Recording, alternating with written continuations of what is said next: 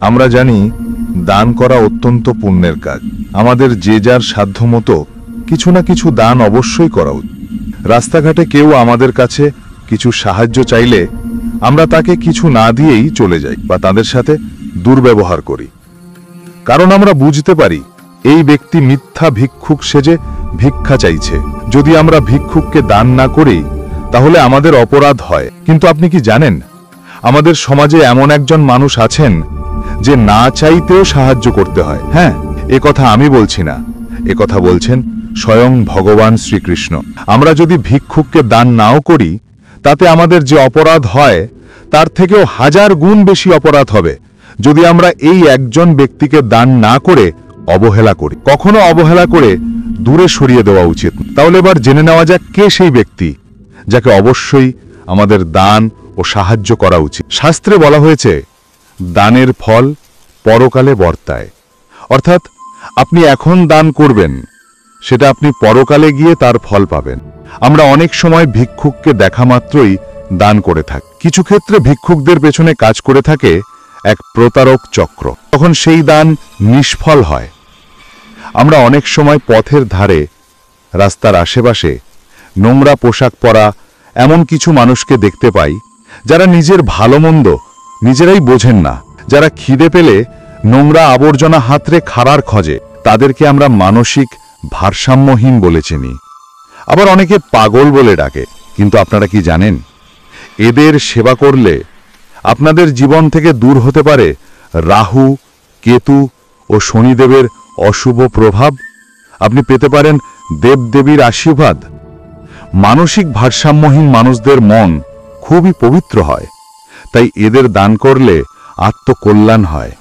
তাই আমাদের প্রত্যেকেরই উচিত মানসিক ভারসাম্যহীন কোনো মানুষকে দেখলে তাদেরকে সাহায্য করা।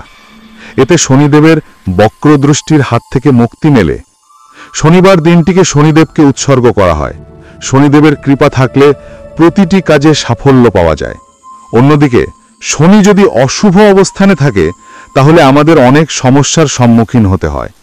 কর্মে সে ব্যক্তি কখনো সাফল্য পায় না। জ্যোতিষশাস্ত্র অনুযায়ী শনিবার দিন অন্যান্য উপাচার পালন করার পাশাপাশি শনিদেবকে তুষ্ট করার জন্য প্রতি শনিবার এই দুটি কাজ অবশ্যই করুন, তাহলে শনিদেবের রোষ থেকে রক্ষা পাবেন। শনিবার কোনো অসহায়, দরিদ্র, ভারসাম্যহীন মানুষকে খাদ্য সামগ্রী বা কোনো ভিক্ষুককে কালো কাপড়, কালো কম্বল বা কোনো কালো জিনিস দান করুন। এতে শনিদেব তুষ্ট হন।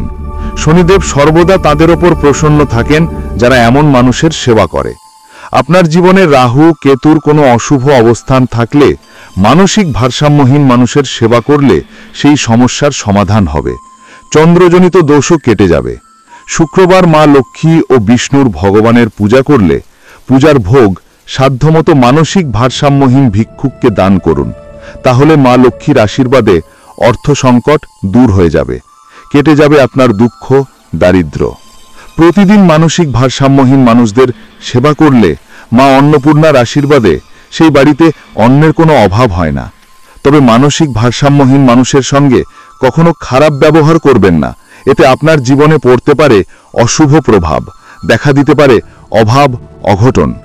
শ্রীমদ্ ভগবদ গীতার 17 নম্বর অধ্যায় দান সম্পর্কে ভগবান শ্রীকৃষ্ণ বলেছেন, পুণ্য স্থানে, শুভ সময়, উপযুক্ত পাত্রে কোনো রকম ফলের আশা না করে কর্তব্য মনে করে যে দান করা হয় তাকে সাত্ত্বিক দান বলা হয়।